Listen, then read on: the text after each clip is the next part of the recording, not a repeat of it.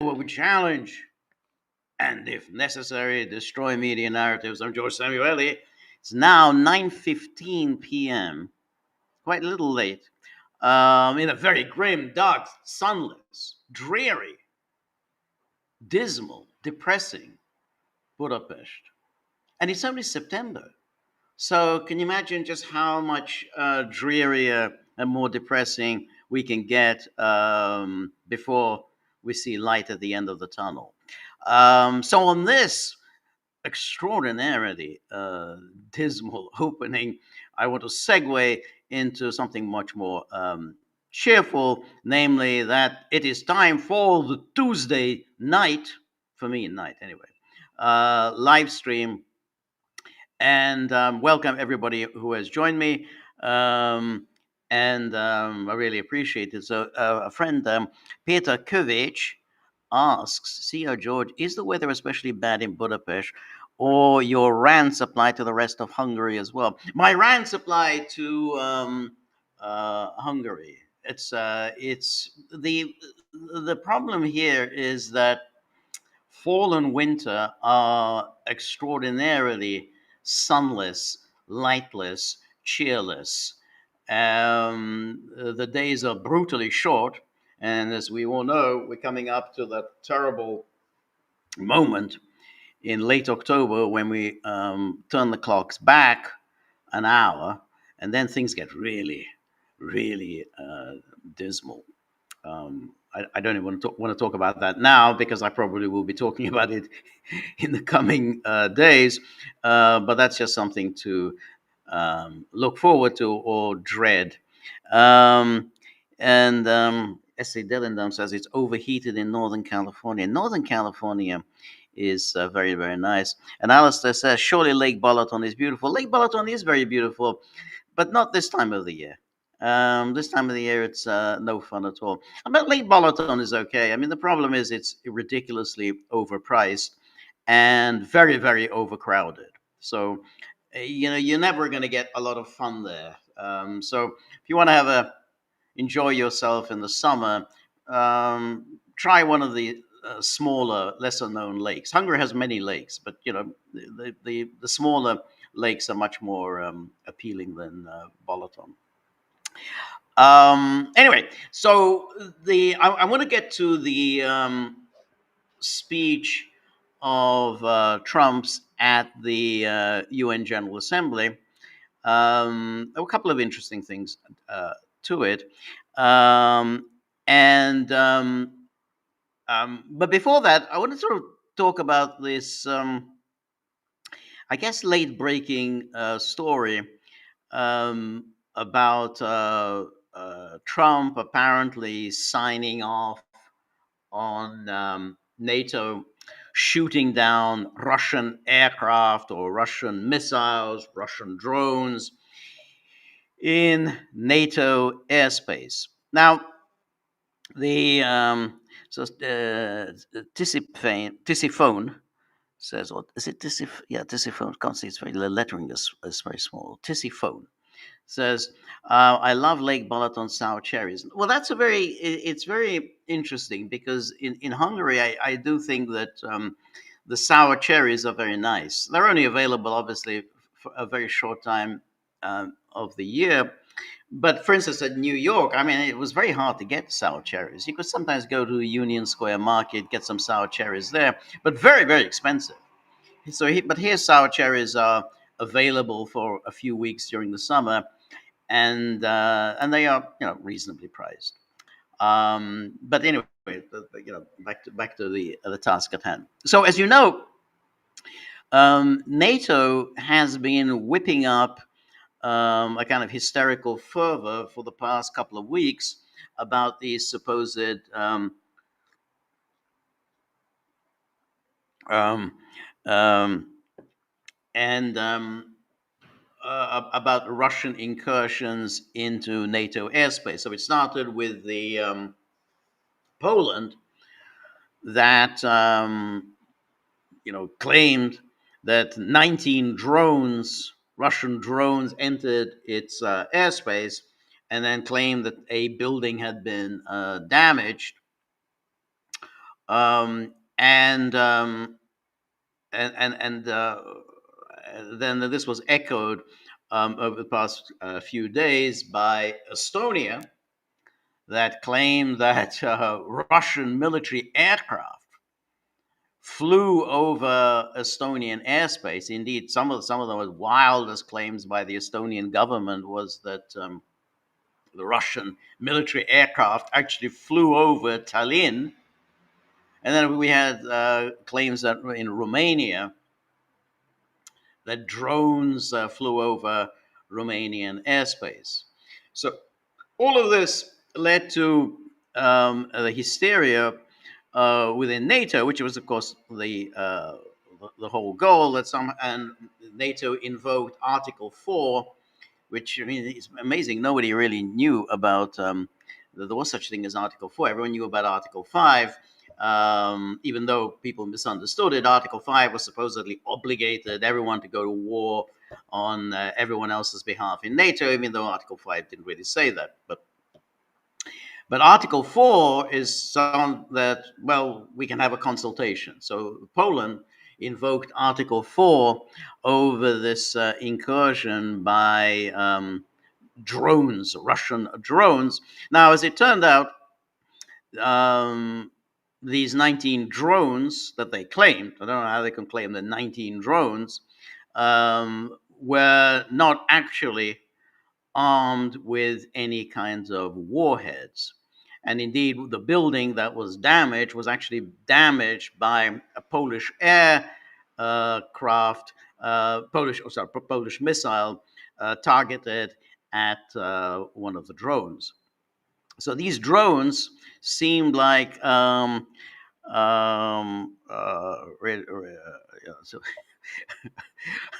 these drones were really just, at most, even if true, were just decoy drones. They weren't. They had no warheads on them. They were kind of basically just put together with wood and some steel and some tape.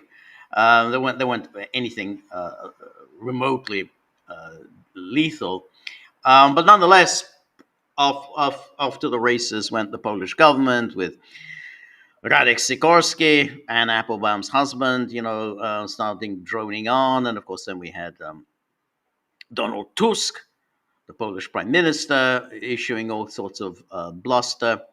And then, as I say, we had the Estonians claiming that Russian military aircraft flew over NATO airspace. Now, in the case of the drones, the Russians denied that it had happened. They said that the range of the drones that they are sending against Ukraine are less than 700 kilometers. They wouldn't be able to reach Poland.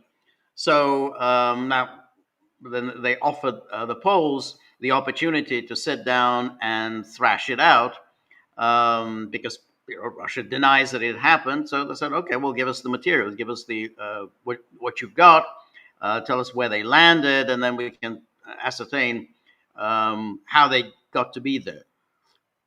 Actually, Poland said, no, we're not sitting down to any table. We're not going to share our information.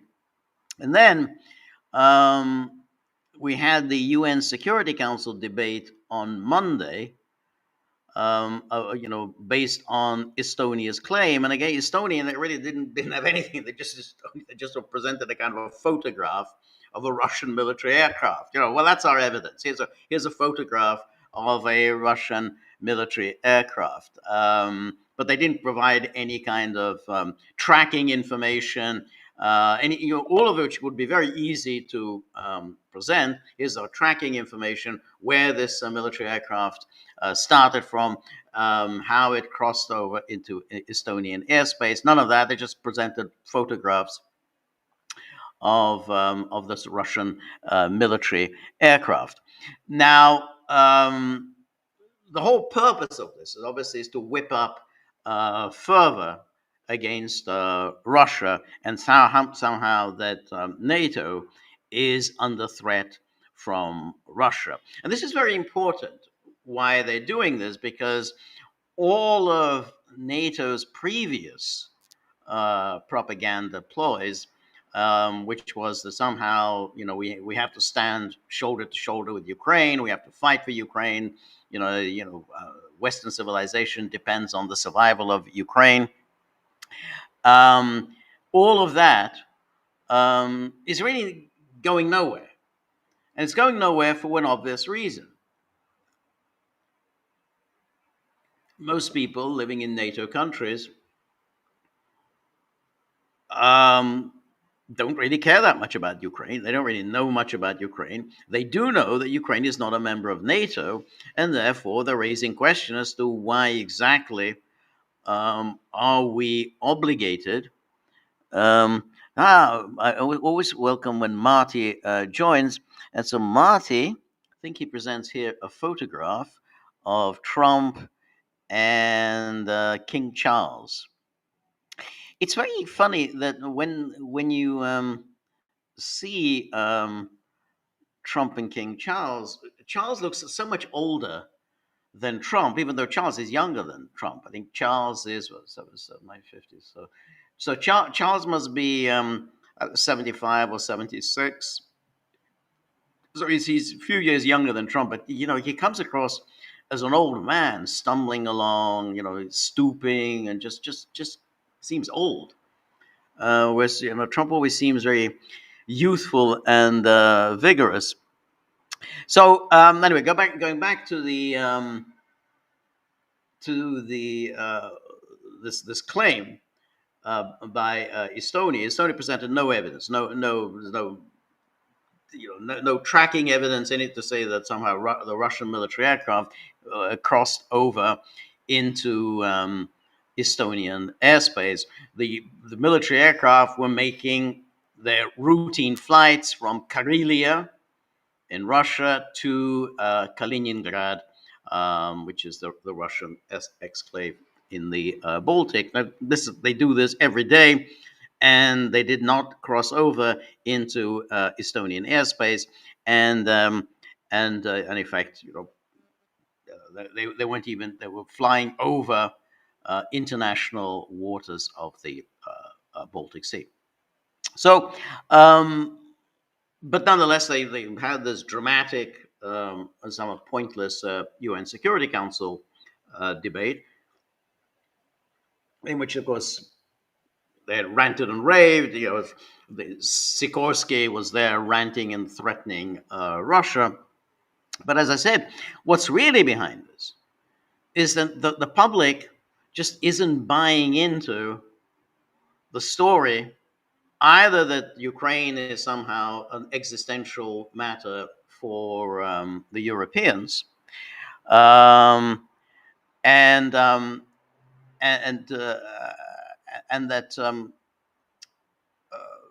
that therefore the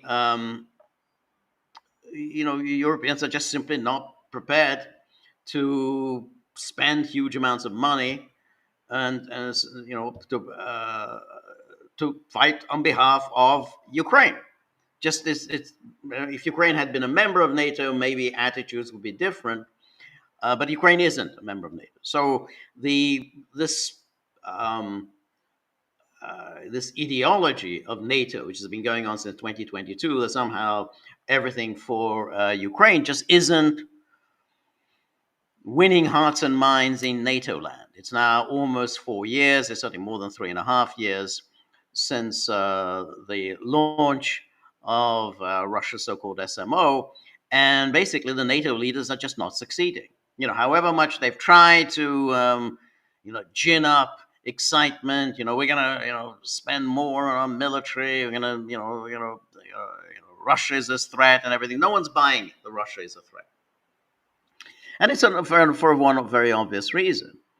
The war has been going on for 3.5 years. I mean, Russia still, basically is made a limited amount of progress. It's made some progress, but still a limited amount of progress just to take the southeast of Ukraine. It still has not succeeded in taking all of Donetsk. It's taken about 98% of Lugansk, 98% of 98% of Lugansk, has but about 70% of Donetsk, and Kherson and Zaporozhye also around 70%. So they say, well, if they're having difficulties taking all of that, they're really going to go and attack Poland. They're going to attack Germany. I mean, it makes no sense.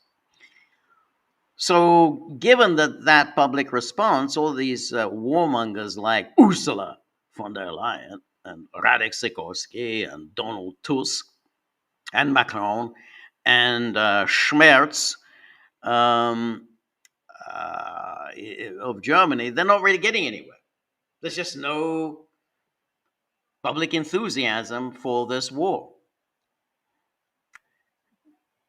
Hence, the sudden change of perspective, which is, hey, look what Russia's doing. Russia's attacking us. We're actually under attack from Russia. Russian drones and missiles and aircraft are now violating NATO airspace. Poland, Estonia, Romania. And then today, we had late breaking news that Denmark is under attack. Wow, Denmark is nowhere near Russia, and Denmark is come under attack. So here's a couple of stories about this supposed attack on Denmark. Well, you remember Denmark is run by this loony woman, Mette Frederiksen. I mean, she's a total nut, absolutely, foaming at the mouth, a Russophobe. One of the most belligerent. Quite why Denmark is so Russophobic, who knows? But there seems to be a disease among the Scandinavians. Anyway, here's the story. Yeah. I always do this. Here's the story in no. Well, before I do that, before I get there, I want to do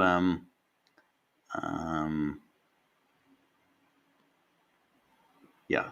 This is the story in Newsweek, which is this is dealing with this attack, Russian attack on Denmark. Danish Prime Minister Mette Frederiksen, this is the nutcase, said she cannot rule out the possibility that Russia is behind the major disruption to Copenhagen airport caused by drones flying in the area, calling it a serious attack on the NATO allies' critical infrastructure. Notice how they present it. Well, I can't rule it out. I can't rule this out. Well, what kind of a nonsense is that? You're trying to suggest Russia's behind this. Well, I'm just saying I can't rule it out. Well, I guess you can't rule it out. I mean, you can't rule out that Martians were behind it. You can't rule it out. It's not impossible that Martians were behind it. I mean, it hasn't been disproved. I mean, it's a hypothesis, but it hasn't been disproved that Martians were behind this. And so here's the headline: Russia link possible in serious attack on NATO's Denmark. And then he says, Frederiksen pointed to a similar drone incident also affecting Oslo Airport in Norway on Monday, September the 22nd. So we had another drone incident. This is Oslo. So we have Poland, Estonia, Romania, Denmark, Norway. It's getting to be a pattern. And the recent alleged Russian violation of Polish, Estonian, and Romanian airspace. It must necessarily be seen in the context of everything that is happening in Europe without us being able to conclude anything yet. So she's saying, it has to be seen in the context of everything else that is happening, but we can't conclude anything. So it is Russia, but we can't conclude that it's Russia. Russia's ambassador to Denmark, Vladimir Barbin, told Newsweek in a statement that the suspicions of Russian involvement are ungrounded.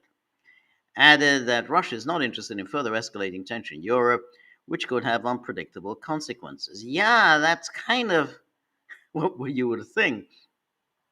The incident in the sky above Copenhagen airport reveals a clear desire to provoke NATO countries into a direct military confrontation with Russia. It is unacceptable to pander to this, Barbin said. And then, yes, Jespersen, kind of sounds like one of these Danish philosophers who became kind of famous during the 1930s. You know, a number of these people, you know, they all went in for this existentialism. So, you know, they kind of in the 1930s. So, yes, Jespersen sounds like one of those existentialist thinkers of the 1930s. So, yes, Jespersen, a senior police inspector of the Copenhagen police, called the drone pilot a capable actor during a news conference on Tuesday morning. Jespersen said the pilots seemed intent on showing off their skills and practicing their techniques. The pilot, and who may he be? Or she, because it says there, so he may be a he or a she. The 2 or 3 large drones disappeared after several hours and were not shot down because Danish officials thought the risk to the airport, particularly the passengers' planes on the runway and fuel depots, was too high. Okay. And then here's the NBC story. Drones shot major airport in serious attack as U.S. allies weigh tougher Russian action. So notice how they've already framed it. The U.S. allies are clearly weighing tough Russian action, but for some reason, this tough action isn't coming. And of course, that reason is that Donald Trump doesn't seem very enthusiastic about this tough action. But they think, well, now this will focus Trump's attention. So the NBC subhead says authorities did not immediately assign blame Tuesday for the 2 to 3 large drones that shot Copenhagen airport. And then mysterious drones that forced the closure of a major European airport were part of a serious attack. So this is a serious attack. We heard from this Jespersen saying he thought that's what he was just showing off. But no, it's a serious attack.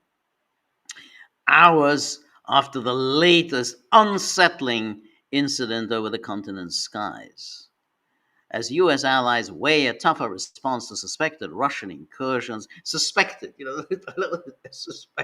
don't actually have evidence, but we're suspected. NATO leaders gathered at the UN General Assembly in New York condemned the Kremlin for a spate of escalatory incidents in recent weeks and vowed to defend itself. And then authorities did not immediately assign blame for the 2 or 3 large drones that shot the Copenhagen airport, but police said a hybrid attack could not be ruled out, and Prime Minister Mette Frederiksen, the nutcase, called it the most serious attack on NATO critical infrastructure to date. Now, remember, Denmark kind of did all that investigation on Nord Stream. And then you remember they said they were unable to conclude. They just couldn't, they looked and they just couldn't be sure who perpetrated that attack on critical infrastructure. Just couldn't do it. Couldn't find out. There was just, we tried to investigate, but we couldn't get anywhere until the Germans said, no, it was the Ukrainians. The Ukrainian tourists plus the hot babe. They're the ones who did it. Norway's Oslo airport also reopened Tuesday morning following 4 hours of airspace closure after a separate drone incident took place the same evening. And then Frederiksen says, I cannot rule out that it is Russia. We have seen drones over Poland that should not have been there. We have seen activity in Romania. We have seen violations of Estonian airspace. And then it was too early to say what was behind the incident in Copenhagen. NATO Secretary General Mark Rutte told a news conference Tuesday morning after the incursion. But he warned Russia against the continuation of this dangerous pattern and said NATO stands ready and willing to defend every inch of Allied territory. His comments came after NATO said in a statement that Russia should be no doubt that all allies will use all necessary military and non-military tools to defend ourselves and deter all threats from all directions. So here's, this is the standard bluster. But what they're doing here, obviously, is they're whipping up hysteria that we're under attack from Russia. We don't actually have any evidence for this. Poland. We don't know there were 19 drones. We didn't find any warheads. These 19, are they really separate drones, or were they fragments of what we shot down? Romania, we don't actually have any evidence that anything actually happened in Romanian airspace. And then the Estonians are obviously lying. They've presented no evidence that there was any violation of Estonian airspace. And now we've got the latest nonsense, the drone attack on Denmark and Norway. So what they obviously, this, it's obvious what they're trying to do here, and that is to whip up further against Donald Trump, whip up further about Russia, and to get Trump on board with their plan, which is somehow or other mobilizing.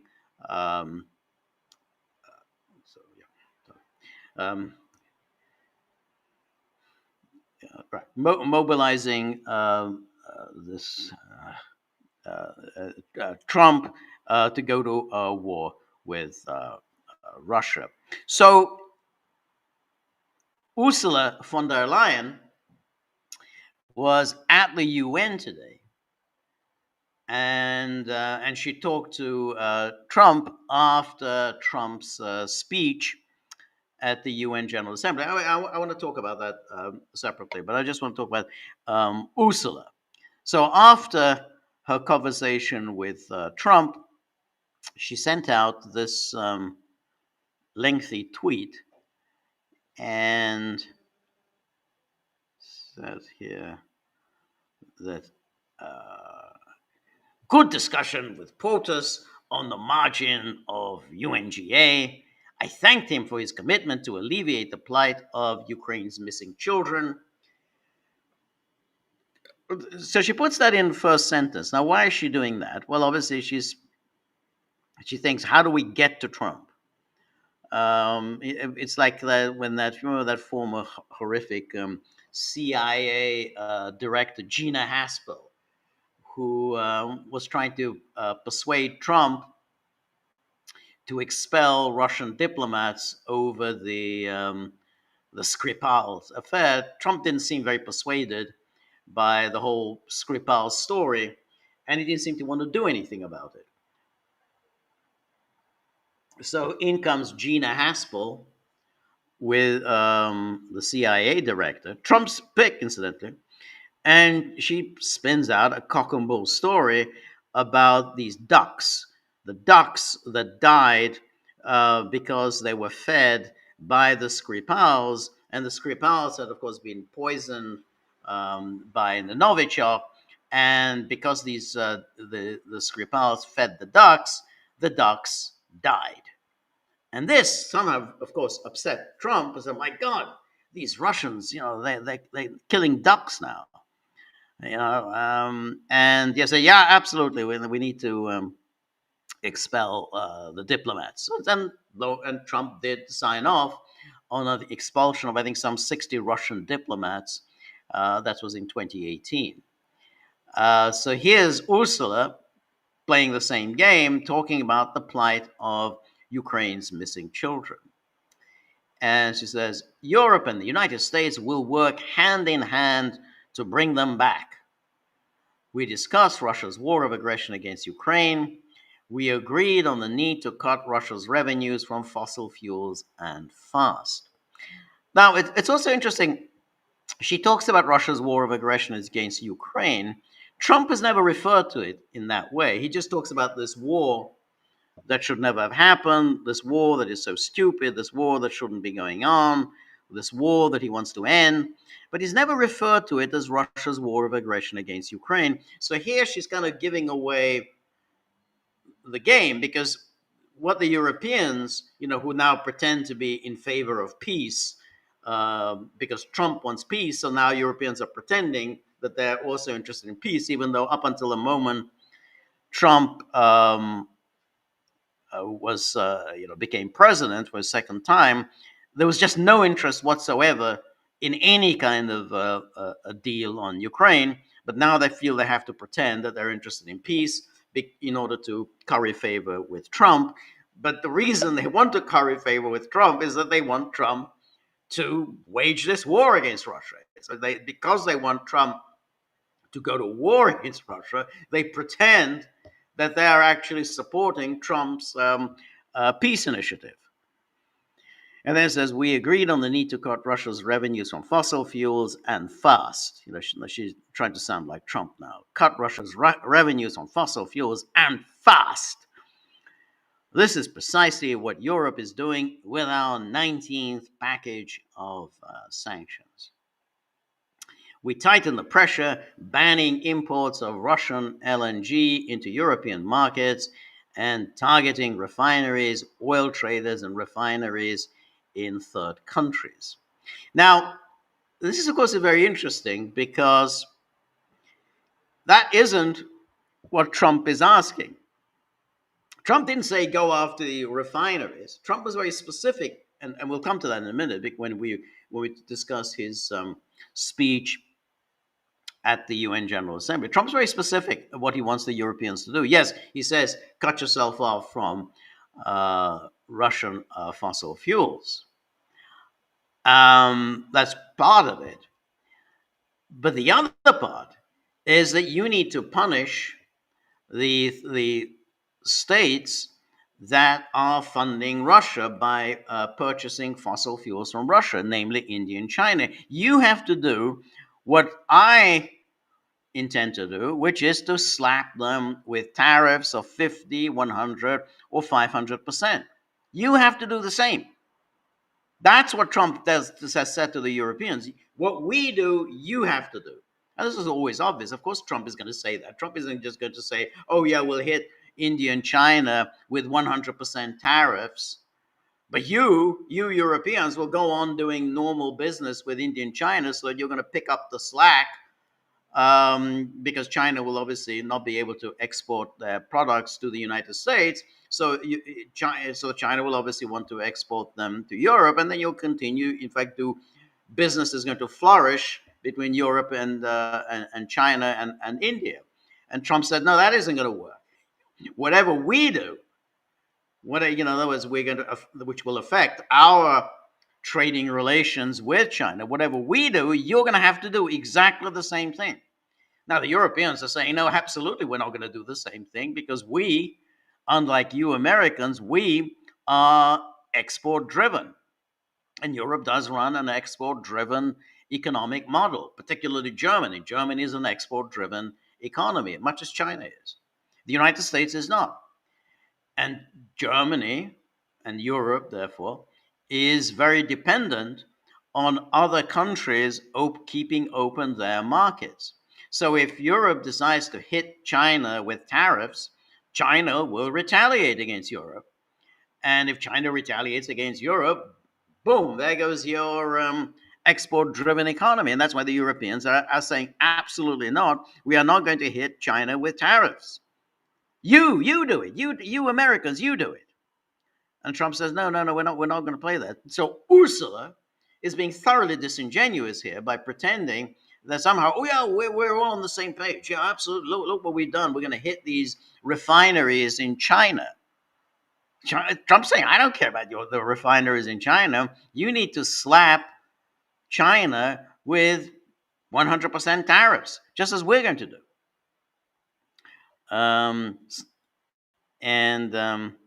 Here, Ursula continues. So we're refineries, oil traders in third countries. By 2027, Europe will have turned the page on Russian fossil fuels for good. I don't know where she gets this from, because, of course, both Hungary and Slovakia have both said that they intend to continue to import oil and gas from Russia. They've said we can't make any kind of a switch. Our refineries are geared towards Russian crude. You can't just switch from Russian crude to some other crude. That's what our refineries are geared towards. We'd have to build brand new refineries to switch to other crude products, which we just don't have. We don't have the resources to build new refineries. This stuff, it's going back to, communist times. So they said, no, we're going to continue to get out oil and gas, and liquefied natural gas. That's how do you get it to Hungary? They haven't figured any of that out, or Slovakia. And anyway, Ursula goes on. We also address the Kremlin's provocations, including regular incursions into European airspace. So it's now regular. It's not. It's a regular incursions into European airspace. These are clear attempts to test our response. They are clear attempts to test our response. How does she know that? So Europe is speeding up its defense efforts to strengthen its eastern flank. It must act as a shield. Europe must act as a shield for both Europe and NATO. And then she sends out another tweet. And she says, just spoke with PM Frederiksen of Denmark, that she's the nutcase, regarding the drone's incursion around Copenhagen airport. While the facts are still being established, it is clear we are witnessing a pattern of persistent contestation of our borders. Notice the weaselly, dishonest use of language. So the facts are still being established. We don't know what the hell happened here. But she says, we're witnessing a pattern of persistent contestation at our borders. Well, who is doing this persistent contestation at our borders? Who is forming this pattern? Our critical infrastructure is at risk. Our critical infrastructure is at risk. So our critical infrastructure was not at risk during the attack on Nord Stream. That wasn't a risk. Our critical infrastructure was not at risk. Biggest act of industrial sabotage ever, but our critical infrastructure was not at risk. And Europe will respond to this threat with strength and determination. So that's Ursula. She's sending out this tweet, doing the usual kind of panicking, and this, pretending that somehow it's been established that Russia is violating NATO airspace. Poland, Estonia, now Denmark. The facts have yet to be established, but she knows what's going on. So now during the day, there's all this pressure is mounting on Trump. But what are you going to do about it? There's always, so we had the whole, during all the months and months and months of Ukraine. Whoa, when are you going to impose the sanctions? When are you going to impose the sanctions? When are the sanctions coming on Russia?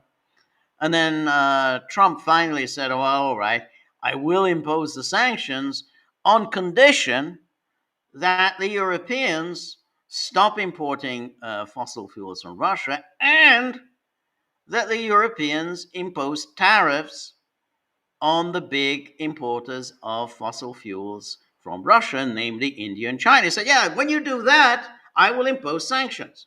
So Trump finally came up with this answer. It took him some time after all this nagging. When are you going to impose the sanctions? When are the sanctions? I said, well, yeah, I'll do that. But first you have to stop importing fossil fuels from Russia. And you've got to hit India and China, even though your export-driven economy might be driven into the ground. So having done that, that wasn't a very satisfactory answer. So we now have a new story, which is, well, what about the incursions in airspace? This is serious stuff. What are we going to do now? What's Trump going to do about these incursions into NATO airspace? Isn't that a warlike act, Mr. President? Isn't that time for NATO to step up and be ready to go to war? And so the late breaking story, which is sometime this afternoon East Coast time, is that apparently they got Trump to say, yeah, fine, let's start shooting down Russian aircraft if they violate NATO airspace. So let's just take a look at the story.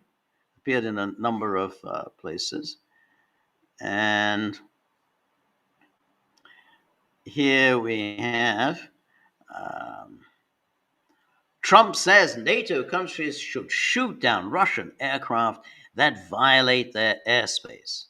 President Donald Trump said Tuesday he believes NATO member countries should shoot down Russian aircraft if they enter their airspace, as the defense alliance confronts the potential for an expansion of the war in Ukraine. So now it's expanding. The war in Ukraine is expanding. And they should shoot down Russian aircraft if they enter their airspace. That's quite a serious step because, you shoot it down, you actually have to be bloody sure that they did enter your airspace. It wasn't just simply making it up as you go along. And you got to also make sure that this wasn't just some inadvertent entry into your airspace, for a couple of feet inside the airspace. So say, yes, I do, Trump said when posed the question about NATO shoot downs during a meeting with Ukrainian President Vladimir Zelensky on the sidelines of the UN General Assembly. And here's the BBC. Trump says NATO nations should shoot down Russian aircraft breaching airspace. NATO member states should shoot down Russian aircraft if they enter their airspace, blah, blah. During a meeting with the Ukrainian president, Zelensky, Trump is asked whether he would support such action. He responds, yes, I do. And then also the Washington Post. Trump says NATO countries should shoot down Russian aircraft if they enter their airspace. And then again here, President Donald Trump said Tuesday he thinks NATO countries should shoot down Russian aircraft, blah, blah. Says, yes, I do. And then NATO members have cited multiple instances in recent weeks of Russian drones and aircraft entering their airspace. So that they got this statement now from Trump, apparently signing off on this this commitment of that hey, go ahead, shoot down the aircraft. Now you're going to have certain problems there because once you do that, you do cross a certain Rubicon because there are all sorts of things inadvertent. You can make all kinds of mistakes. Once you shoot them down, then you've taken a definite, a serious step. Remember, Erdogan did that in 2015. He did shoot down a Russian aircraft. He had to beat a hasty retreat because he shot down a Russian aircraft, and the Russian aircraft was operating in Syria, but he claimed that it crossed over into Turkish airspace. And after he did that, he went ahead and invoked Article 5 because he says, hey, we're under threat from Russia. NATO wasn't very enthusiastic about going to war on Erdogan's behalf. So Erdogan had to beat a very hasty retreat apologized profusely to Russia, offered to pay compensation because a Russian pilot was killed, and it didn't really work out terribly well for him. The, the problem that they're going to get if a NATO state does indeed shoot down a Russian aircraft, um, is, well, what happens if then Russia escalates and Russia retaliates? Is NATO ready to come, and escalate on your behalf? And that means, is Trump going to escalate on their behalf? This is really the problem. I mean, Trump has kind of brought this problem on himself. I mean, what he should have said today is, well, you have to, take every event on its own merits, and you want to be absolutely sure, absolutely positive that you, an intrusion of your airspace has indeed taken place, and you're going to make sure that this intrusion was indeed malevolently inspired. Was this part of some kind of an attack? Was this an intelligence gathering operation? Maybe it was, or maybe it was inadvertent. You don't want to start shooting down aircraft over inadvertent violations of airspace. But Trump didn't do that. In fact, Trump said, saying, "Oh yeah, I do," just as they've determined. Now, in a way, that's what's happened generally with Trump and with the with with this Ukraine war in general, is that he has allowed this drift to continue, and he's allowed the European members of NATO and Ukraine, of course, to go on manipulating him and to go on hoping that they can roll him.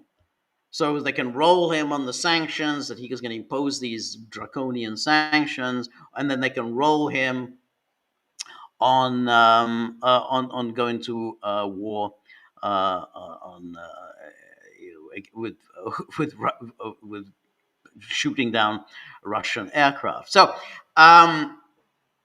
he didn't give a very good response, and now, having done this, and knowing, and Trump knows this, knowing what these Europeans are up to, that they're trying to provoke this war with Russia.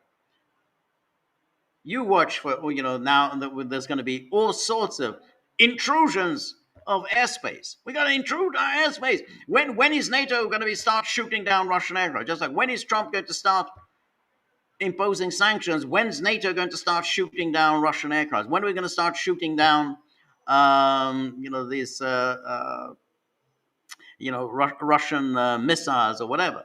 And now we're sort of heading towards what Radek Sikorsky has been urging, and he urged it a couple of weeks ago, imposing a no-fly zone in Ukraine, because that's going to be the next one, because ultimately there are no incursions into NATO airspace.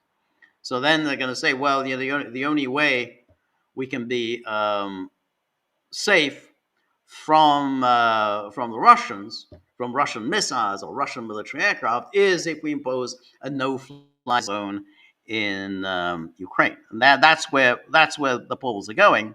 And of course, who's going to do it? The United States. And that's what I mean. Trump has been weak in failing to get his hands around this and say he's just not going to play this game of being provoked into the military confrontation with Russia, which is the goal of these horrific warmongers. So now I want to look at the news conference that was held today at NATO headquarters in Brussels. So this was a news conference which was on Estonia, on Poland, and then of course, Denmark. First they came for Ukraine, now they're coming for Denmark. And so here's the this news conference with the smarmy Mark Rutte, um, and here he is. Um, and he says, blah blah, strong statement, solidarity and resolve, commitment to collective defense is unshakable. But we do not want to see a continuation of this dangerous pattern by Russia, intentional or not. So here, he's talking. He's not. He's pretty much saying intentional or not, where these Fredrickson, Mette Fredricksons, Radek Sikorsky, the Estonian ministers, and of course the most horrific Estonian there is, which is the Kaja Kallas. They're all talking about that. Of course, it's intentional. So they go before a UN Security Council meeting. There's no point in saying, well, it was maybe unintentional. No. This was obviously intentional. This is what Russia's trying to do. Ursula von der Leyen is also suggesting this is intentional. But Rutte is saying, well, intentional or not. And then it goes on, this is our posture and so on.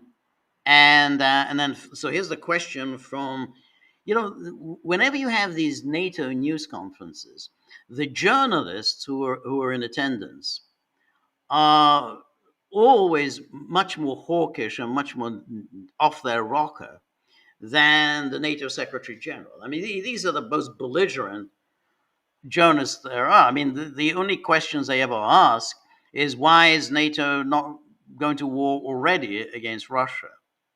So this is AFP.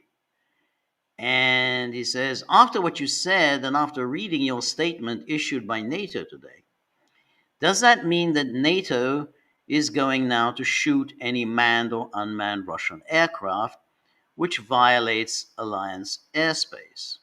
Will it be enough to deter Russia? This is always the question. Will it be enough to deter Russia?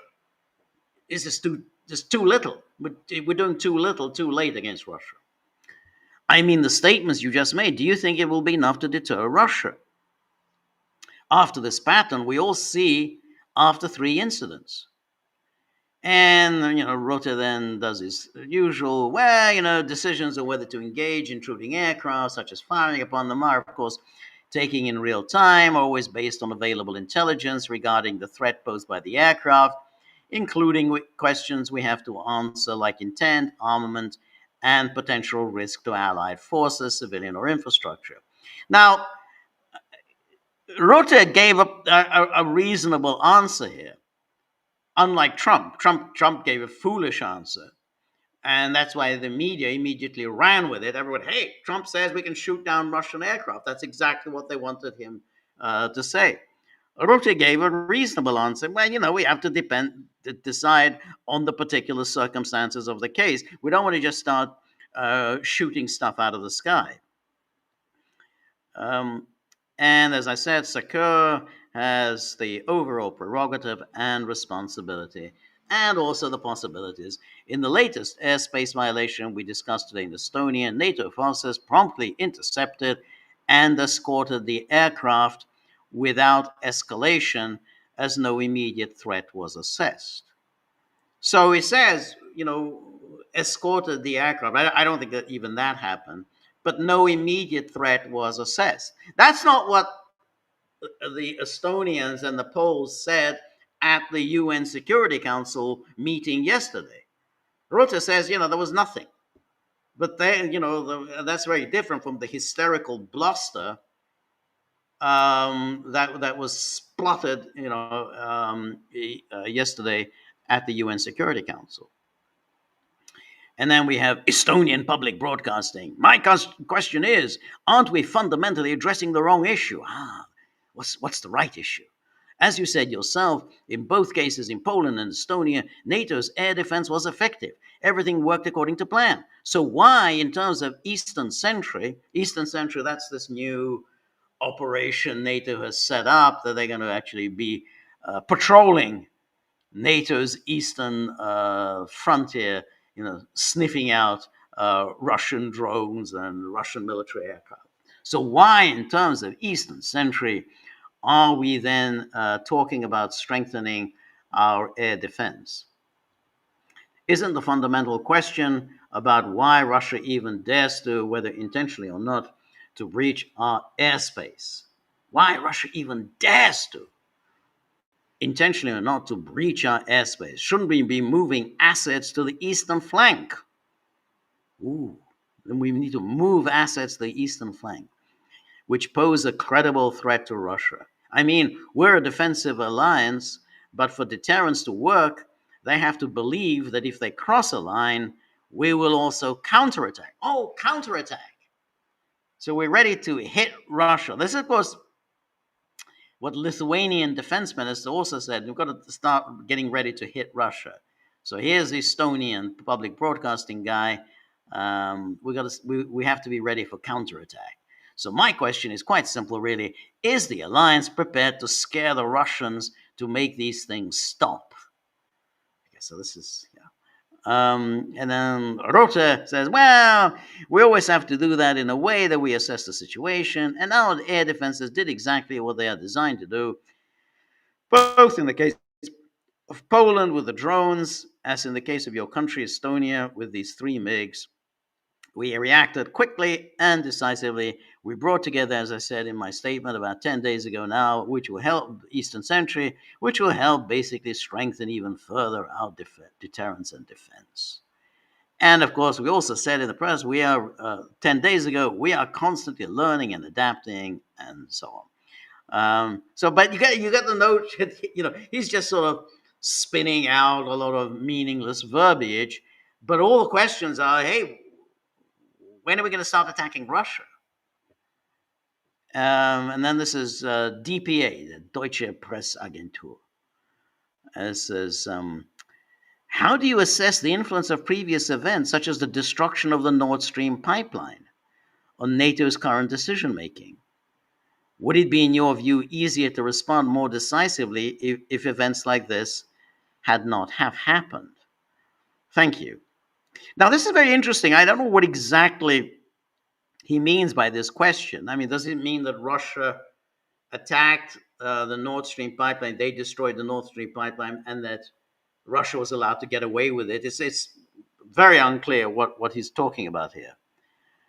And Rutte himself seemed baffled by the questions. I don't understand the question, because when it comes, of course, to the critical undersea infrastructure, we launched Baltic Sentry and Eastern Sentry as a separate activity.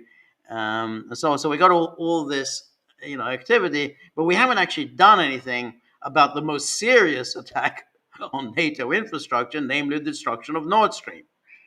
That somehow we're just making up fake crises, fake threats, but the real threat we just simply pretend never really happened. And then Reuters ask, are you, as part of reviewing what happened the other day, going to look again at rules of engagement, or are you confident that they are fine as they stand? And following up, a broader question at the heart of NATO is the idea of deterrence. At the moment, it seems like deterrence is not working because Russia is undertaking these incursions. So we got to deter Russia. So undertaking these incursions, even though Rutte says we don't really know whether they're intentional or not, if they're not intentional, then what the hell's deterrence got to do with it?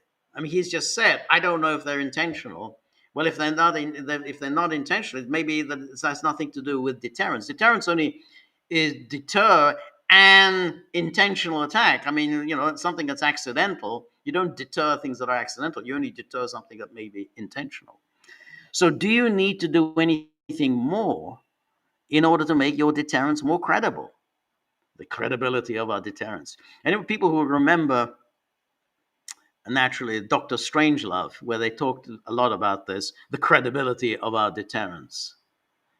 And then Rutte, well, I think what Russians saw is that we are willing, indeed, we defend every inch of Allied territory, exactly what happened in Poland and so on. And now finally, they get to the point about Denmark. And so this is from somebody from Portugal. You were mentioning a response from NATO, but don't you think that 12 minutes of MiG 31 flying around Estonian skies is too much?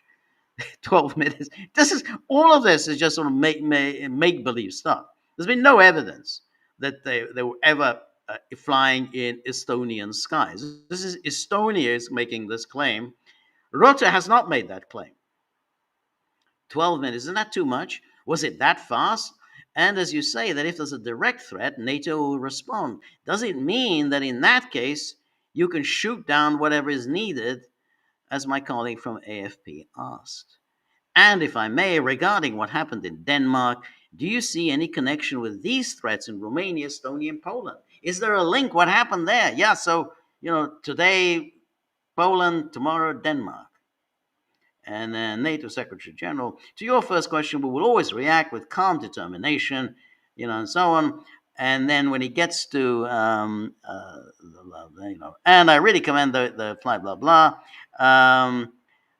But of course, as to the second half of your question, which is about the Denmark, as I said before, decisions on whether to engage intruding aircraft, including potentially firing upon them, will always be assessed based on all the elements I just mentioned, and then so on, and then he finally gets to the Denmark thing. But this is what he's when it says, when it says no immediate threat was assessed there. This is talking about Estonia.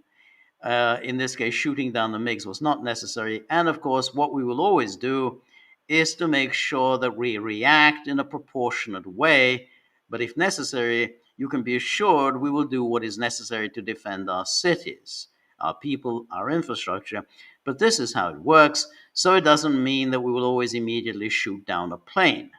So, so again, he's saying something much calmer, and more thought out than Trump. He was kind of trapped by the tone of the question, but he should have answered it much more carefully and judiciously than he did. Just say, yeah, shoot it down if it intrudes into NATO airspace. We will, as I said, based on clear dimensions, assess the situation real time based on all the available intelligence. And that's exactly what happened here. To your second question, I was just on the phone with the Danish Prime Minister. That's Frederiksen, the loony. Of course, there's talk now of 4 big drones who create 3 big drones creating big difficulties in Danish airspace, including the capital's airport. And the Danes are at this moment exactly assessing what happened to make sure what is behind this. We are in very close contact on this, so it's too early to answer your second question. So that's that's the news conference, and as you can see here that the Rutte is kind of not exactly very enthusiastic, unlike the journalists, to start shooting down Russian stuff out of the skies. That's a serious step. But nonetheless, Trump now is on the record as saying, yeah, I think Russian aircraft intruding into NATO's airspace should be shot down. Because see, Rutte saying, well, we'd have different options. It all depends on what we have established. Maybe it was inadvertent. We can always just push it out. You don't have to shoot it down. Even if it intrudes for a couple of minutes, you push it out, which is what he said in the case of Estonia. You can just, escort them out of the airspace. You don't want to start shooting stuff down. I mean, that kind of creates difficulties. But these nutcases like the Danish Prime Minister and of course Radek Sikorski and Tusk and the Baltic Chihuahuas, they are determined to start a shooting war with Russia, and they want to push Trump into a shooting war with Russia. And unfortunately, when Trump says things like this, they're getting closer to their desired goal. Anyway, let's take a look at our I see Tisiphone says sounds like the coalition of the bloodlusty. Yeah, that's very well put. So let's look at go to our locals page, and where the Gagglers, which who support the dogs, because the dogs, they do all this work, they're grumbling, they're not happy, they feel their work is unappreciated, they feel they're unappreciated, and so we're very grateful that the Gagglers step up to the plate and try to make the dogs feel that uh, their lives have some meaning. Anyway, Marty, always good to see you. Thank you so much. Really appreciate always your generosity and all of your very humorous postings and contributions. Cynthia, always good to see you, Cynthia. Cynthia is our resident film expert, and as I always say, every week, we have our screenings on Monday evening, at least my time, not everybody else's time, but we have our screenings, and we always have a pretty decent film. And so the pleasure is not just to see a good film, but also to read Cynthia's very learned, very interesting, very illuminating comments and information and insights and aesthetic judgments. And so, if you want to understand the film, in its totality, the music, the photography, the art design, everything else.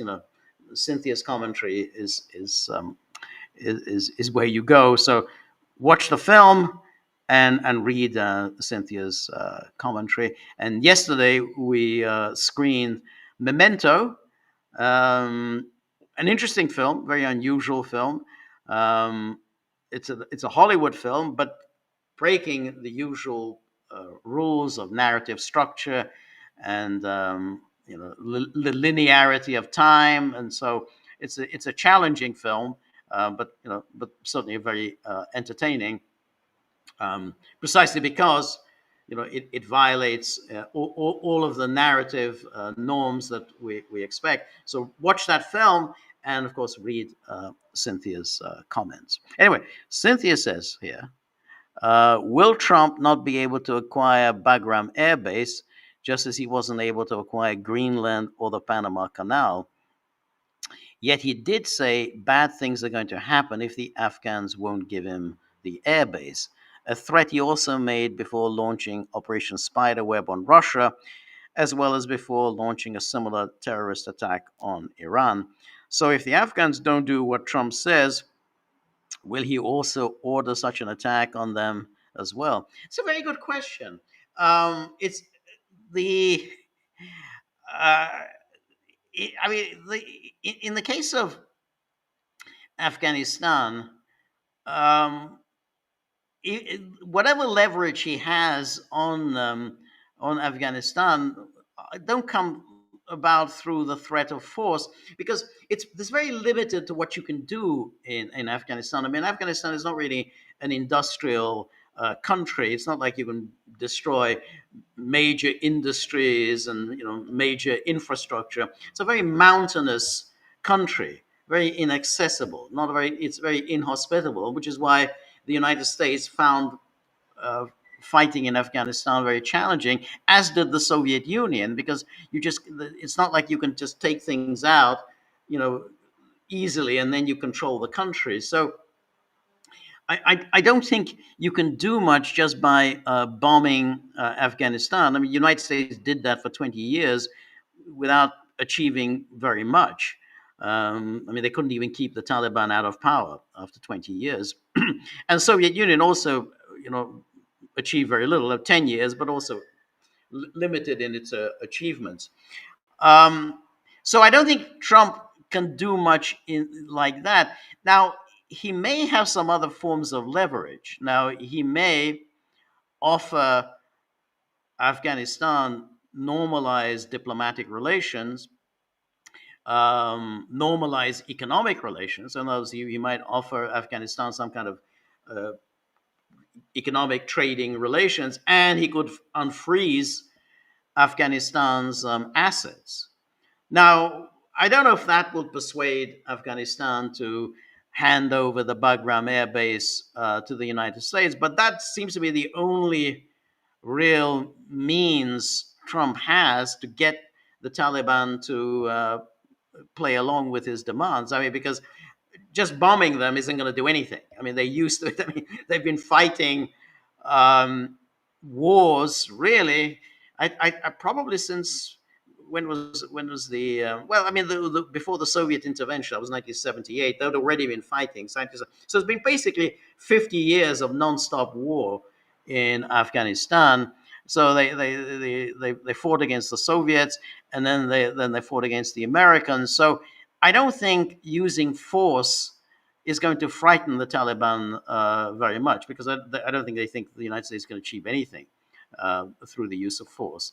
Um, but so Trump's only best bet is um, offer to normalize relations. In other words, offer diplomatic relations with Afghanistan, offer in some kind of economic partnership, and maybe unfreeze the assets, and maybe that might do the job. I doubt it. I mean, these Afghanis, I mean, they're a very obstreperous, unpleasant bunch, very, very unpleasant characters. Um, Not at all easy to deal with them. So I don't think even that will get very far. But I think Trump's threats against the Taliban are a joke. To be honest, I don't think they're going to be moved by it. I mean, if you've been fighting for 20 years and failed, 20 years of failure.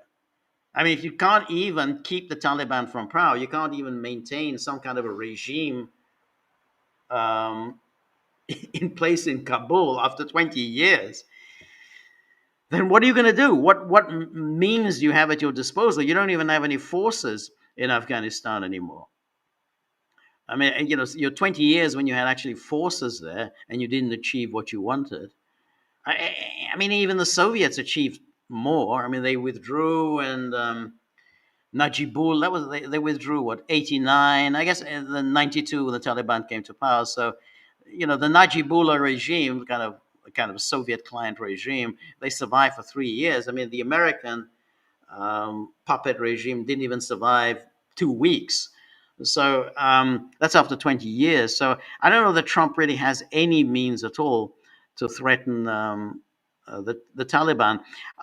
He had more means to threaten Panama. I mean, I don't think taking Panama Canal would be that difficult. I don't think he would want to do it, um, but I think that at least that's doable.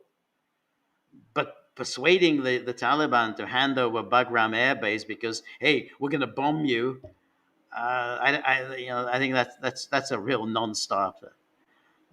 So yeah, that's so to answer your question, I don't think there's anything much he can do. He could try and persuade them by it's more the carrot rather than the stick, and that maybe the Taliban will go there, but I doubt whether they're going to accept the Americans in Bagram. I mean, I don't think they want them, and that's just not who they are.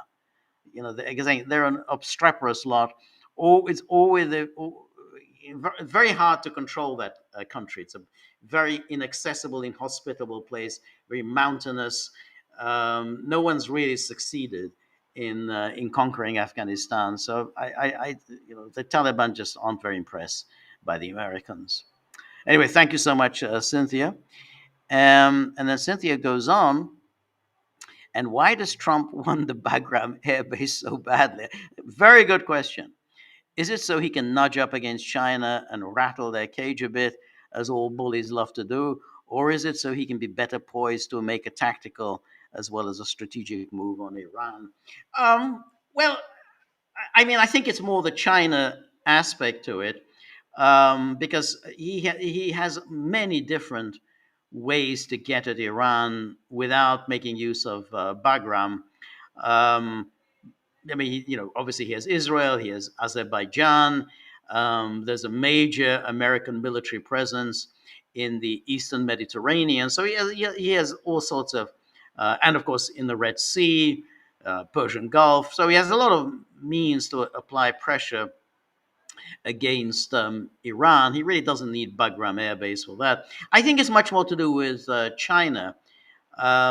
Somehow he's going to use the air base to spy on China, which itself puzzles me because United States already has um, you know, all kinds of satellite technology at its disposal to spy on China. I'm quite sure um, China is being spied on every minute of the day through satellites, spy planes, AWACS, you name it. Anything that the United States uses for surveillance purposes is constantly focused on China. So I don't think they need Bagram Air Base. And even if they were to take Bagram Air Base, they would only be able to have a very minimum presence there, nowhere near enough to do any kind of serious surveillance of China. It's more of a kind of, to be honest, the dog in the manger um, approach, which is, well, we're going to take Bagram in order to keep it out of the hands of the Chinese. So even though there's no real use, we don't have any real use for it. Well, at least China can't have it. So we're going to hold on to it, keep an American presence there, just so that China doesn't have it. Even though it's hard to figure out what possible use is it, but maybe the Chinese will make use of it for some nefarious purpose. But other than that, I just don't see what it would give the United States. Trying to take it by force, of course, is a fool's errand, because basically, if you have a small presence on the airbase and the Taliban doesn't like it, then the Taliban can overrun the airbase without any difficulties. So that just doesn't make a great deal of sense. It's one of these things that Trump just comes out with these things now and then he kind of loses interest in it. Just like he came up with that whole thing with the Panama. I mean, whatever happened to that? I mean, he hasn't talked about Panama Canal for a while. And then there was, of course, the Greenland thing. He hasn't talked about Greenland for some time. But at least the Greenland thing made some strategic sense. I mean, clearly he wants to maintain a presence close to the Arctic. I mean, that's a key strategic location. So that makes sense for the United States to massively increase its presence in Greenland. That at least makes sense. Even the Canada thing sort of makes sense, even though incorporating the entirety of Canada into the United States is a really bad idea. I think there's a lot of Canadians who don't want to be a part of the United States, and there's a lot of Americans who want nothing to do with the Canadians. So it's not a great idea. But the Bagram Air Base seems the dumbest of all these ideas. Anyway, Cynthia then says, yesterday evening in the live chat, I forgot to mention that Memento is certainly not the first film where the events unfold in reverse. Harold Pinter's Betrayal did the same thing 18 years previously. Yes, it did. The problem with doing it that way, I think Memento worked better than Pinter's Betrayal, because Memento kind of they were working in tandem, which made it more interesting. He wasn't just going backwards in time, because he was also going forwards in time. I mean, of course, it made it much more confusing, but by having the black and white scenes as going forward in time, that was going forward in time, while the scenes in color were going backwards in time, made the whole thing much more interesting and much more challenging. Because we don't, we're trying to figure out what is going on here. Whereas the in Betrayal, it was just too obvious. Once you got the conceit that they keep going backwards, then it's not really that interesting because you already know where you started with. And so I think there was, so other films have done that. There's the famous Stanley Kubrick film, one of his earliest films. I've forgotten the name of it. Somebody will remember. Cynthia, you may remember it. The one where it starts. I think it's called The Killing. Yeah, the Killing. Yeah, where it starts off with the crime, the crime that obviously goes wrong, and then we go backwards, to see how did we get to this failed crime, and then of course Tarantino cribbed that in whichever film he did. I can't remember the one he did before before Pulp Fiction. But he cribbed that from Kubrick. So that's always, you start off with something and then you just go backwards in time.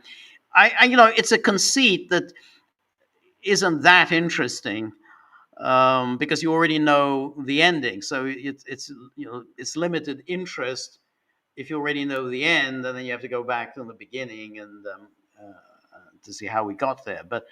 Um, but that's why I thought Memento worked better, because they're working in tandem. You're going backwards in time and you're also going forwards in time, which makes the whole thing more challenging. I didn't think Betrayal was among Pinter's best, although Pinter did some really interesting work. I think in his earlier days, where he was brilliant at creating that sense of menace. That was his master stroke, which is the menace. Everyone's menaced, everyone's afraid, but it's never clear who's menacing whom and what they're afraid of. And so you kind of you kind of sucked into Pinter's world. But I think his later work was, I think, because they were more obvious, so they weren't as interesting. But we watched The Servant. I think it was one of the screenings that we had at the film club. The screenplay was by Pinter, and I think that's among Pinter's best. That's classic Pinter in the early '60s. There's the sense of menace, social relationships. You don't really know who's on top, who's underneath, but both always obviously feel menaced and threatened. I mean, that's Pinter, and I just didn't think the Betrayal really worked in that way. And as I say, it was more obvious than Memento. Anyway, Cynthia then goes on. Anyway, if the character Leonard in the film had been capable of taking literally endless screenshots with a smartphone, it would have been a hell of a lot easier for him to piece all of his own memories together. So if a film like this one were made today, at least at the present tense, it would have probably bombed at the box office. Well, the thing about the I mean, obviously everyone's going to have their own interpretation of Memento, but I think the most plausible interpretation is that he's a liar. Leonard is an absolute liar. He's been deceiving himself, and actually destroying these photographs. He destroys these photographs so that he can go on with his, I think, murderous rampage. Now he's also being used by others to commit murder. But essentially, I mean, if one takes on board what we get at the end, because somehow the end, I think, kind of resolves the mystery, and that is that Leonard has been lying. Leonard's been lying, and goes on lying, and he even lies about now that basically the whole thing has been exposed. He kills I think it was the character who's basically exposed him, and so the whole thing just continues. He just continues to go on killing. He made up this whole story about the short-term memory. That's why he's always talking about it. He's always just talking about the short-term memory. That's his thing. He just whomever he meets, he tells them about his short-term memory loss, and the reason for that is that he can just go on his murderous rampage. So essentially, he's lying. He's lying to himself. He's deceiving himself, but he's also deceiving others. So, and then he destroys the photographs. That's the key. He destroys the photographs because, in other words, then he can start the whole thing all over again. Once he's killed someone, he can start. Oh, I'm still looking for the person who murdered my wife. This is going to be a lifetime quest. Is that he's permanently looking for the person who's murdered his wife, even though that person, if that person ever existed, because we don't actually know whether that person ever existed. The film isn't at all clear whether the person ever existed who did murder his wife. But either way, whoever it was, he's already killed that person. He's killed others, and he's going to go on with this quest because he's persuaded himself that he has this. Oh, I have this condition. I'm not able to form memories. But as I say, others may have their own interpretation. And I mean, as I said yesterday, I'm not entirely convinced that there is such a condition, and I think film leaves it ambiguous as to whether there is indeed such a condition of an inability to form short-term memories. I mean, that's the conceit of the film. But essentially, all of it is just made up by him. Leonard, has made up this condition, and he wants to persuade the world that this condition exists because he made up this character that he knew from his own investigations. Who had this condition, is unable to form a short-term memory, but it becomes clear at the end that he just made this person up. That person never really existed, or he kind of created this fictionalized figure. Anyway, that's my take. I mean, I think I know others can have a different interpretation, but I think I think Leonard is a kind of quite a sinister character in the film. And then Cynthia goes on, after all, anyone nowadays with a working smartphone would be capable of piecing together their memories of such absolute perfection. As I say, but he destroys the photographs. That's the key. He keeps destroying them. He doesn't keep them. That he would take all the thrill and suspense out of watching a film as this one. If it went for the Polaroid pictures, this would be a bomb. No, I don't think so. I think it just makes the photographs and seemingly, this is the evidence, and then he destroys the photographs. He destroys the photographs afterwards. Anyway, then Cynthia goes on. Maybe I'm reading way too much into this, but I noticed that Mementos 2000 was made about the same time when tattoos were starting to become widely popular. But I got to say, and very much to my chagrin, that never in a million years would I have predicted that tattoos would maintain their immense popularity to this very day. In fact, tattoos are very close to becoming a fashion accessory mainstay, joining other classics like pearl earrings worn by women and argyle socks worn by men. I have to say, I agree with you about that. I would never have predicted it with the tattoos, and I certainly would never have predicted it that women would take to tattoos in the way they have. I mean, there's always been men kind of have liked tattoos, but tattoos were always associated with low class people. If you're a member of a kind of a low class person, whatever, working class, yeah, you have tattoos, but nobody who comes from a sort of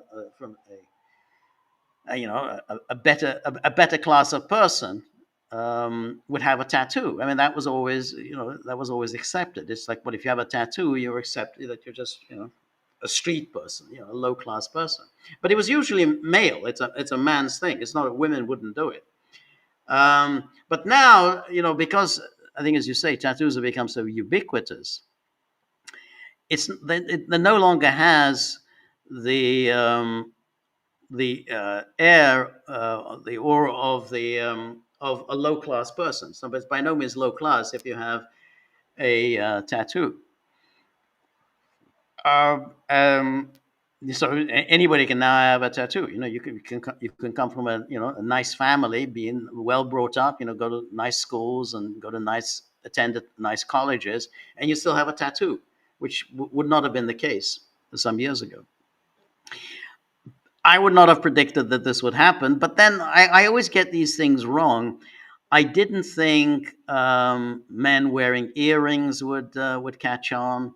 Um, I thought that was unlikely. As well, men having accessories, and jewels, and so on. So they caught on. So it's yeah. I mean, it's it's very very surprising that it happened. The the one thing about them is the tattoos. They are quite menacing, and particularly when you have so many of them. If you just have one or two, I mean, I think they look ugly, but that's just me. Um, but what you have now is not just one or two tattoos, is what in the way you used to in the old days. You have people completely covered in tattoos, and when you have that, I think that's really menacing. To me, I always feel intimidated by it. It always seems threatening.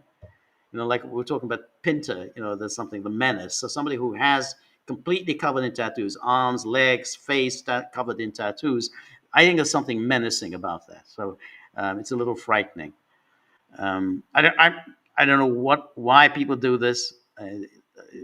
It certainly doesn't beautify them, but again, I'm from an older generation, so that we can't be. I'm not necessarily the best guide on this. Anyway, Anne Marie, thank you so much. Really appreciate it. Anne Marie is our musical expert. She's a distinguished musician. She's performed in among the best orchestras in the world. She's performed with the best conductors in the world. She's worked with some of the outstanding composers of our time, and has traveled and visited some of the best composers and conductors. And we're very fortunate to have her here, and very fortunate to enjoy her very learned commentary on our music. So I can post musical pieces for the Gaggle Music Club, but what really makes them valuable is the commentary that Anne Marie then provides, from which I learn a great deal, and I think we Gagglers learn a great deal. So I've just posted Debussy's La Mer, which is, of course, is a classic, one of the great pieces of music of the 20th century. And I hope Anne Marie will have the time at some point to offer her commentary on La Mer. I'm sure she's played La Mer many times. It's a fascinating piece of music. I've always been intrigued by it. I'm a big fan of Debussy. We've had a number of pieces by Debussy here at the Gaggle, but La Mer is a really super piece of music, and so looking forward to Anne Marie's comments. So, as I say, we're all very fortunate to have to enjoy the benefits of Anne Marie's learned commentary. Anyway, Anne Marie says, I read this article regarding the Bagram Air Base the other day, but unfortunately can't summarize it here. I wonder what you think it's about.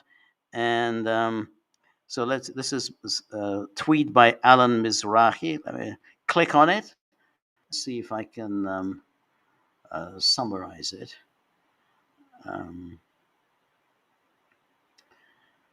It's just taking a bit of time, but it's one of those slow days.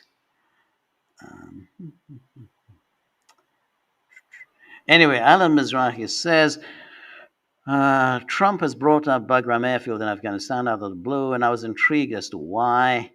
What's the meaning of this? And then I think I have the answer. Bagram is right to the north of Kabul. 200 kilometers west of the Pakistani border. Okay.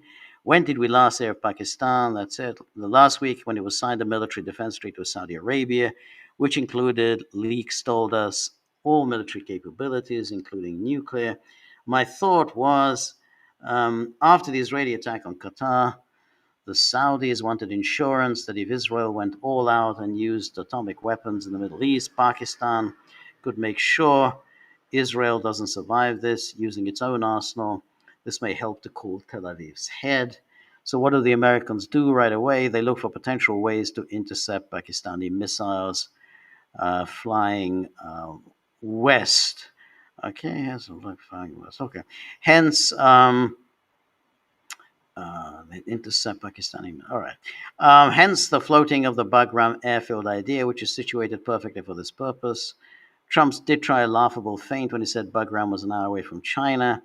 And if the US is looking to intercept potential nuclear Pakistani missiles on their way to Israel, which could only come in retaliation for an Israeli nuclear attack, then we are looking at an extremely crazy combination of US and Israeli leadership, even crazier than we think. I find it extremely doubtful that Americans will gain access to Bagram, but I think everything points to something very big brewing in the Middle East. A spark seems to be all that's needed, and Israel may provide it in a couple of days when the world celebrates a wave of Palestine recognitions. So, okay, I think I got the argument.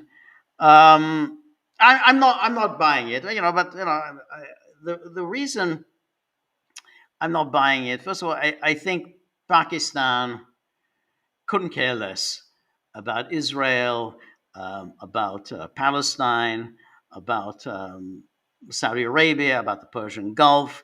All of these things are just projections. We're projecting onto Pakistan what we care about.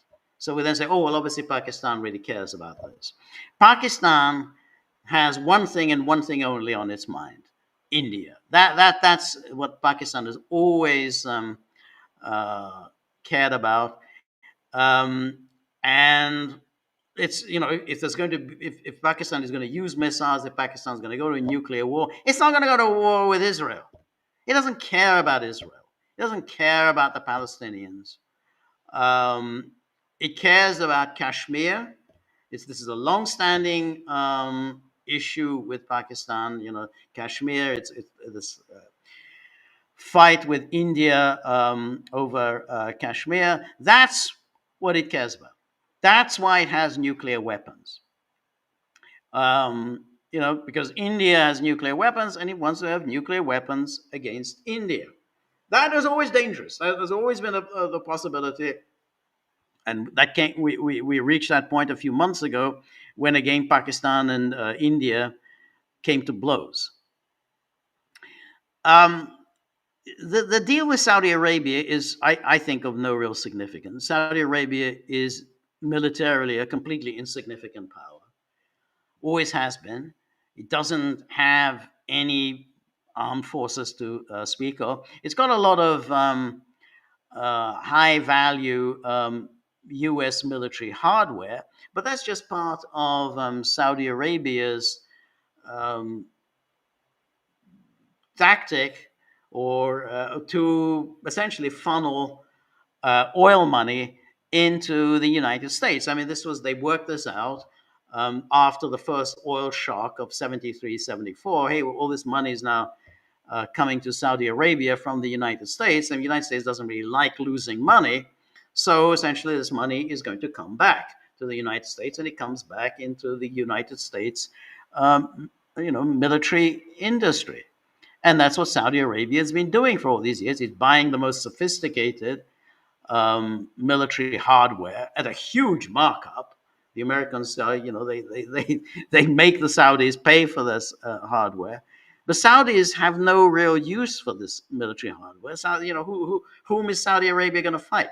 We saw when they tried to fight the Houthis, they couldn't even defeat the Houthis.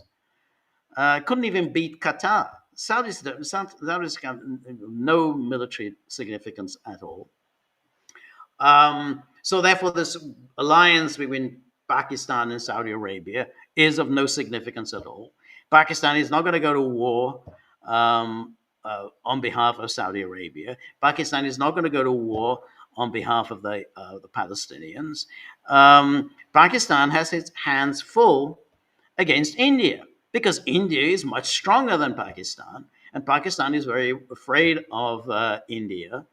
It's fought 48, 65, and it's fought three wars against India, and it was been badly defeated each time by India, and it's inevitable because India is much bigger than Pakistan, and that's its security interest. Um, the Bagram Air Base. I mean, to be able to build some kind of a missile defense system in Bagram to prevent Pakistan launching missiles. That's going to take a long time. That's not a project that's going to take just a few days. And I don't even know how effective, if they're going to install some Patriot missile systems. I don't know whether there are any Patriot missile systems to spare. I mean, they've all been give, they've all been handed over either to Israel or to Ukraine. So I don't know if there's going to be any left over for Bagram. But whatever missiles Pakistan has, it's storing for the possible war against India. That's all that they care about. So I'm afraid I really didn't buy into the excitement of the last couple of weeks about this somehow this alliance between Pakistan and Saudi Arabia, both of whom, incidentally, are allies of the United States. So again, it seems very strange why this is supposed to be of huge geopolitical significance, but they are basically allies of the United States. And now that the United States and India are have had a bit of a falling out, but things may change. But at the moment, United States and India relations have cooled, particularly because of Trump's preoccupation with tariffs. But the point is that by doing, let me check this. So because of the tariffs, because of the trade deficit that India runs with the United States, so the relations have cooled, which means, contrary-wise, that relations between the United States and Pakistan improves. If the United States switches and decides to make use of India against China through the Quad, then a corollary of that is that the relations between the United States and Pakistan will deteriorate.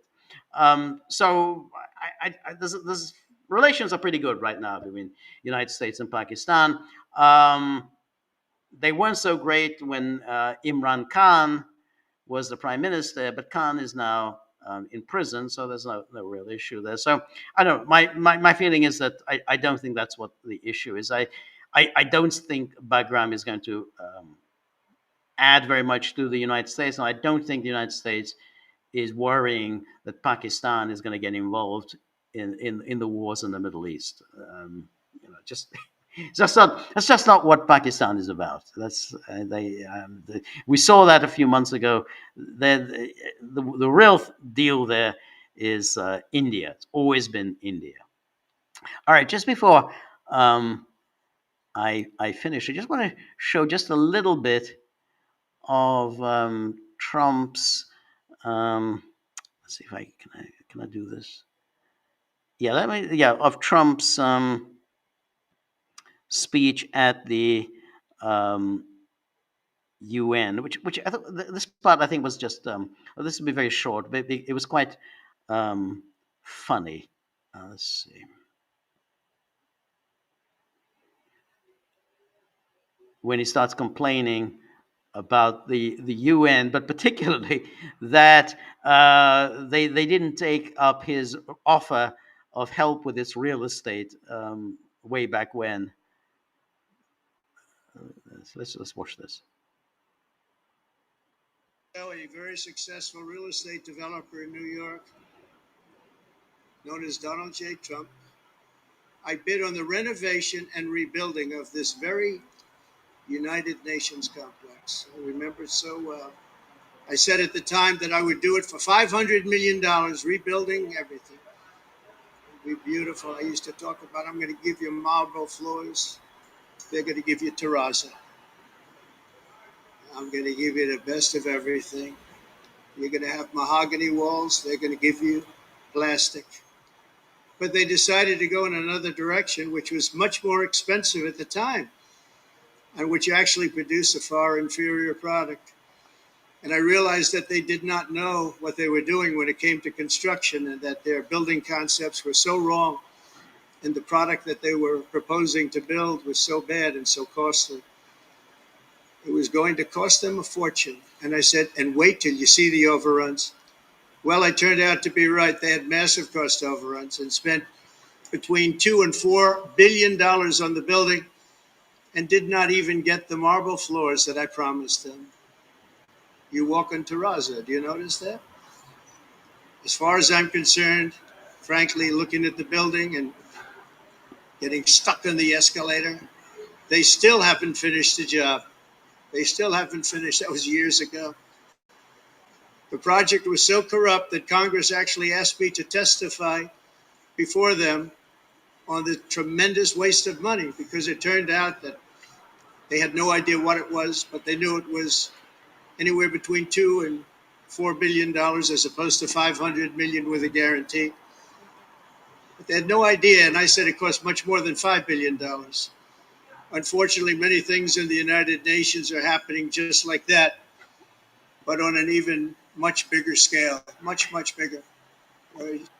So that's I just find this absolutely hilarious. He says this address to the UN General Assembly, and he's going on about the real estate deal that didn't work out.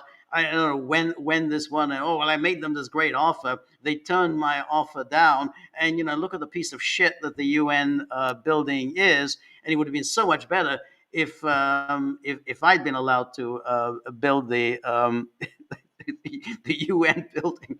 Now, the thing about Trump is always that there's a lot that's very funny about him. I mean, you just have to say that is very very um, entertaining, and sometimes I get criticized, saying, "Oh, you're too pro-Trump," and I think it's a little unfair as criticism. I think I try to say something positive about it where I think he deserves something positive, and also be critical. I think I was critical today about him. But one thing about it is that he is very entertaining. I mean, you have to say, I mean, to go before the world, you have the UN General Assembly, and you start complaining about the contract that you didn't get as a builder, and that you would have done a much better job. Like I'll tell you, he says the toilets would have been a hell of a lot better if I'd been allowed to build this building. And it is true. It's not a if you've ever been to the UN building, it leaves a lot to be desired. It's not it is poorly designed. It's hardly very impressive. It's very very overcrowded, hard to get around, hard to find things. So there's nothing impressive about it. Um, and then just before we show off, just I want to play the bit where he addresses the Europeans, and he really lets them have it. Let's just watch that. I mean, he did a lot. I mean, it was a long speech, very long speech. It was only supposed to be 15 minutes. He spoke for about an hour, and we can't really talk about that. But where he where are we?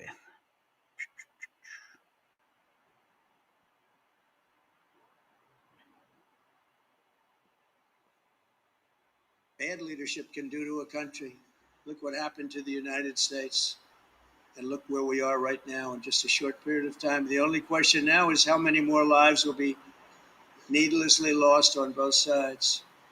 China and India are the primary funders of the ongoing war by continuing to purchase Russian oil. But inexcusably, even NATO countries have not cut off much Russian energy and Russian energy products, which, as you know, I found out about 2 weeks ago, and I wasn't happy. Think of it. They're funding the war against themselves. Who the hell ever heard of that one? In the event that Russia is not ready to make a deal to end the war, then the United States is fully prepared to impose a very strong round of powerful tariffs, which would stop the bloodshed, I believe, very quickly. But for those tariffs to be effective, European nations, all of you are gathered here right now, would have to join us in adopting the exact same measures. I mean, you're much closer to this. We have an ocean in between. You're right there. And Europe has to step it up. They can't be doing what they're doing. They're buying oil and gas from Russia while they're fighting Russia. It's embarrassing to them. And it was very embarrassing to them when I found out about it, I can tell you that. They have to immediately cease all energy purchases from Russia. Otherwise, we're all wasting a lot of time. So I'm ready to discuss this. We're going to discuss it today with the European nations, all gathered here. I'm sure they're thrilled to hear me speak about it, but that's the way it is. I like to speak my mind and speak the truth. As we seek to reduce the threat of dangerous weapons today, I'm also calling on every nation to. So there it is. He said, "Yeah, we're gonna discuss this, and you're not gonna like it, but you're gonna have to do everything that we do. You're gonna have to hit India and China with tariffs. The tariffs, the same level of tariffs as we hit them with." And I don't want to hear complaints of saying, "But we're export-driven economies. We can't afford to alienate China. We can't have the Chinese." Closing their markets to us. We depend on the Chinese market. They said, I'm not interested. You want me to play your game in Ukraine, you're going to have to play my game. And I don't think they're willing to do that. So, and I think that's that's a sensible position on his part. Now, other things that he said were, I think, quite deplorable on Iran, on Gaza, Israel, and so on. And maybe we'll talk about it on Thursday. But anyway, my time is now up. So thank you very much, everybody who joined me. Thank you, above all, to people who posed very interesting and challenging questions. And above all, those who added something to the tip jar, the dog's tip jar. They wake up early. First thing they do, they check the tip jar. If it's not to their satisfaction, they let me have it. It's my fault. So thank you so much. Really appreciate that. And we will be back on Thursday. Hope to see you all then. Until Thursday, all the best. See you. Bye-bye.